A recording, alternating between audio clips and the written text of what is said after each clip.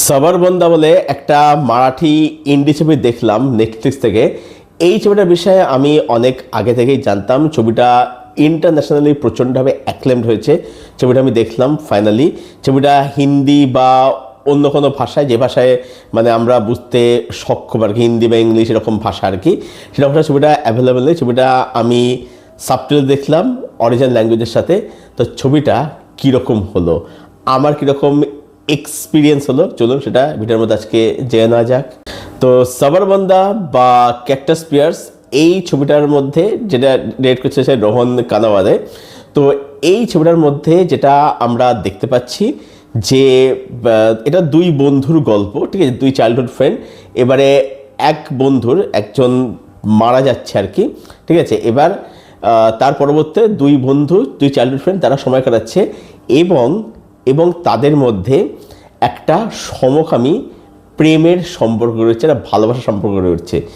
কিন্তু এই ছবিটা শুধুমাত্র কিন্তু একটা সমকামী প্রেমের গল্প এখানে নয়। এই ছবিটা হচ্ছে একটা হারিয়ে যেতে বসা একটা আদিবাসী জনগোষ্ঠীর গল্প। তো এখানে কিন্তু প্যারালালি একদিকে যেরকম এখানে এদের যে মানে ট্র্যাকটার কি একটা প্রেমের ভালোবাসার একটা যেমন চলছে, ঠিক আছে, এখানে মানে বিষয়টাকে এদের সম্পর্কে এখানে মানে এখানে একটা হোমোসেক্সুয়ালের গল্প এখানে দেখাচ্ছে। প্লাস তার সাথে তাদের মধ্যে একটা যে ইকুয়েশন, একটা যে বন্ধুত্ব, একটা যে বন্ডিং, সেটাকেও বিউটিফুল দেখাচ্ছে। আবার পাশাপাশি এই যে আদিবাসী জনগোষ্ঠীটা, যারা সমাজ থেকে বিচ্ছিন্ন, সমাজ থেকে পিছিয়ে পড়ে, একটা ব্যাকওয়ার্ড একটা জনগোষ্ঠী, ঠিক আছে, তাদের এখানে অস্তিত্ব সংকট, তাদের এখানে যে একটা আইডেন্টিটি ক্রাইসিস, সেটা কিন্তু এখানে কিন্তু মানে দেখানো হচ্ছে আর কি।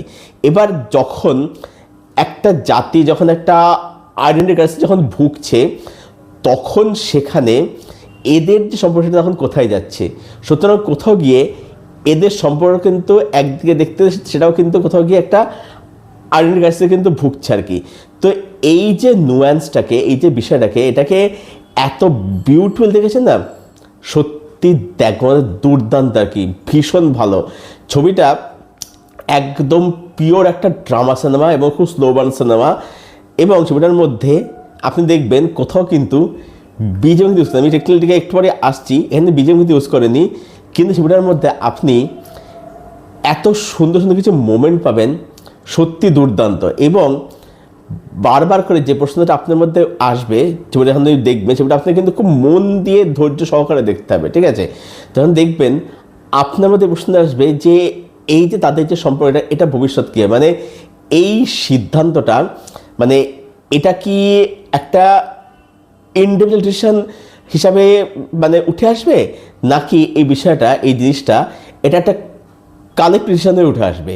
এই ব্যাপারটা কিন্তু ছবির মধ্যে মানে বাবার প্রশ্ন কিন্তু তোলা হয় আর কি। তো ছবিটা যখন দেখবেন, ছবিটা কিন্তু আপনাদেরকে একটা কিন্তু কিউরিওসিটি কিন্তু ফিল করাবে। তো এর রাইটিংটা এত সুন্দর, চরিত্রগুলোকে এত ভালোভাবে লেখা, সত্যি ভীষণ ভালো। এবং মানে মুহূর্তগুলোকে এত ভালো করে লেখা, সত্যি খুব ভালো, সত্যি খুব সুন্দর আর কি, ভীষণ ভীষণ ভালো আর কি। নেক্সট বললো হচ্ছে এখানে যারা পারফরমেন্স করছে, অভিনয় করছে না, এখানে প্রত্যেকে এত ভালো অভিনয় করেছে।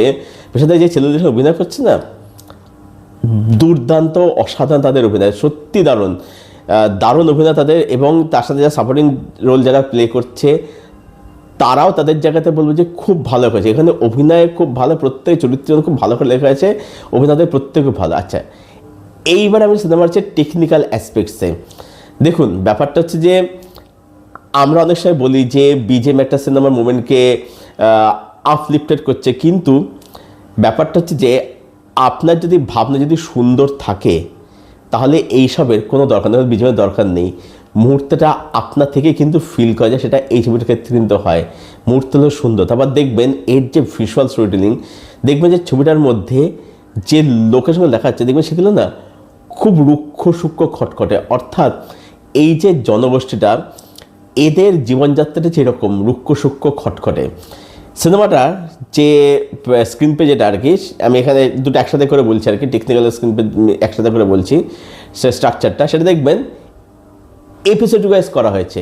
মানে দেখবেন ছবিটা হঠাৎ করে দেখবেন যে পুরো অফ হয়ে যাচ্ছে, ব্ল্যাঙ্ক, কালো হয়ে যাচ্ছে।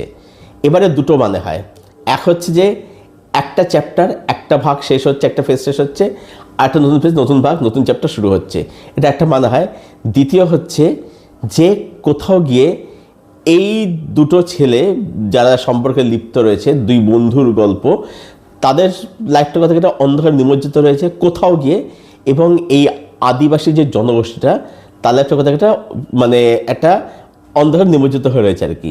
এবং আরেকটা হচ্ছে অবশ্যই যে একটা চ্যাপ্টার একটা এপিসোড একটা পর্ব শেষ হচ্ছে, আরেকটা পর্ব সেখান থেকে শুরু হচ্ছে আর কি। তো এই যে ভাবনাটা এত দারুণ, এত সুন্দর। তারপরে দেখবেন প্রথম কথা ছবিটার মধ্যে ক্যামেরা কাজ, লোকেশান, এগুলো বিউটিফুল, কালার গ্রেডিং, মানে এত ন্যাচারাল, এত সুন্দর লাগে দেখতে। ছবিটার যে লুক অ্যান্ড ফিল সেগুলো দেখলে কোথাও তো মনে হবে না যে এই ছবিটা ইন্ডিয়ামে শ্যুট করে। যেমন দেখবেন যে ধরুন দুটো জোড়া গাছকে দেখাচ্ছে, এই দুটো জোড়া গাছে কোথাও গিয়ে হচ্ছে এদের বন্ধুদের ডিপিক্ট করছে, ঠিক আছে। আচ্ছা, তারপরে হচ্ছে দেখবেন যে যখন ধরুন শ্রাদ্ধে কাজ, যখন ধরুন ঘাট কাজ যখন হচ্ছে, যখন ধরুন ওই যে যেটা আমরা ক্ষৌরকর্ম বলে, ন্যাড়া হওয়া যেটাকে বলে, যখন সেটা যখন হচ্ছে দেখবেন যে সেখানে শ্রাদ্ধের কাজ করার পর দেখবেন যে দুটো কাককে দেখাচ্ছে, ওখানে কিন্তু অনেকগুলো কাক দেখাচ্ছে, দুটো কাক দেখাচ্ছে।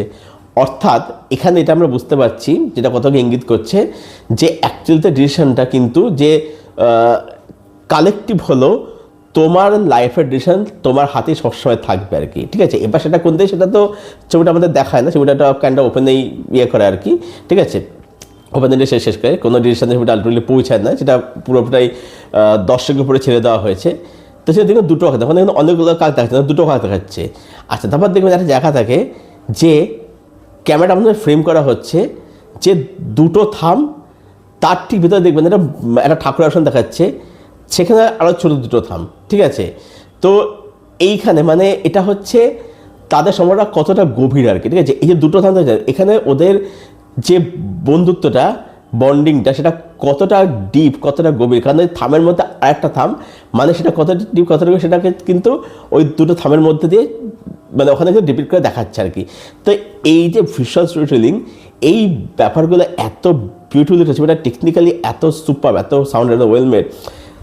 যদি আপনি এগুলো ধরতে পারেন না, ছবিটা কিন্তু আপনার যে দেখার যে একটা ভিউইং, যেটা এক্সপিরিয়েন্স, এটা কিন্তু সত্যি কিন্তু আপনার দুর্দান্ত লাগবে। ফাইনাল ভার্ডিক্ট অ্যান্ড রেটিং এটাই বলবো যে সাবারবন্ধা বা ক্যাকটাস পিয়ার্স, এই ছবিটা সত্যি একটা মনে রাখার একটা সিনেমা।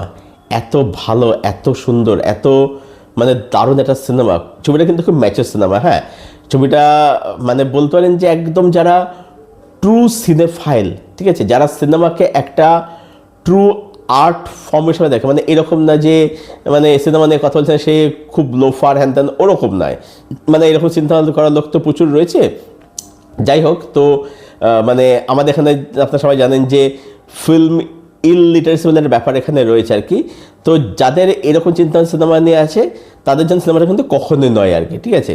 যাই হোক, তো এই ছবিটা যারা সিনেমাকে সত্যি ভালোবাসে, যারা সিনেমাকে একটা ট্রু আর্ট ফর্ম হিসাবে দেখে, এবং যারা মনে করেন যে ভালো ইন্ডি কাজকে সাপোর্ট অবশ্যই করা উচিত, যেখানে ভাষাটা কোনো ম্যাটার করে না, ভাষা ইন্ডাস্ট্রি ম্যাটার করে না, তাহলে সাবারবন্ধা ছবিটা আপনারা অবশ্যই দেখুন নেটফ্লিক্সে গিয়ে।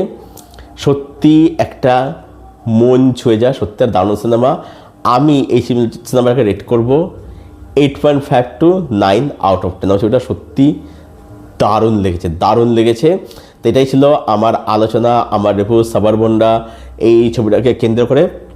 যারা ছবিটা এখনও দেখেননি, অবশ্যই নেটফ্লিক্সে যান, গিয়ে দেখুন, দেখে সে জানাবেন কমেন্ট করে ছবিটা আপনাদের কীরকম লেগেছে। আর ছবিটা যারা দেখে নিয়েছেন বা যাদের দেখা হয়ে গেছে অলরেডি, যদি কেউ দেখে থাকেন, আপনাদের কি ওপিনিয়ন সেটা কমেন্ট করে অবশ্যই জানাবেন। আপনাদের প্রত্যেকটা কমেন্টের উত্তর আমি অবশ্যই দেব। আর এই ভিডিওটা ভালো লাগলে অবশ্যই লাইক করবেন, শেয়ার করবেন, চ্যানেলটাকে অবশ্যই সাবস্ক্রাইব করতে। ভিডিও দেখা টিল দেন ভালো সুস্থ থাকবেন, ভালো ভালো কন্টেন্ট দেখতে থাকবেন।